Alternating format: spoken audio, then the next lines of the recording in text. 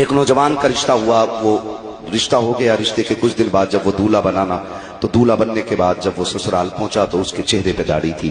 سسرال والوں نے لاسٹ بات کہہ دی کہ جب ہمیں یہ لڑکا پسند نہیں ہے۔ کہا کیوں؟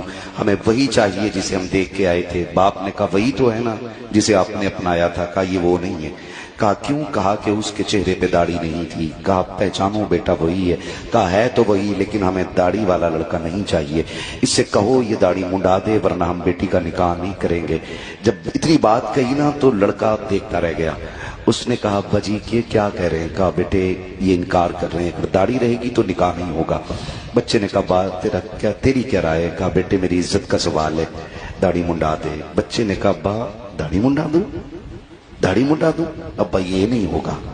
ابا نے کہا بیٹے پھر رکھ لینا، آج تو منڈا دینا، نکاح ہو جائے گا پھر کون روک لے گا، رکھ لینا داڑھی۔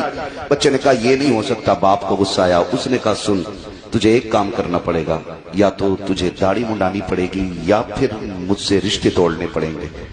بڑا مشکل مرحلہ تھا نوجوان بچے کے لیے، دولہا بھی بنائے، سامنے دلہن ہے، اور پھر زندگی کا آغاز بھی ہے، اور پھر باپ کی جائیداد اور ایک تنہائی کا سفر بھی ہے۔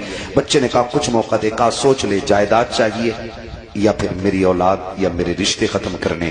بچے نے کچھ دیر نوجوان نے سوچا، پھر اس کے بعد صحرا اتارا، کچڑے کے ڈھیر میں پھینکا اور کہنے لگا ابا جا تیری سلطنت تجھے مبارک ہو، مدینے والے کی سنت مجھے مبارک ہو۔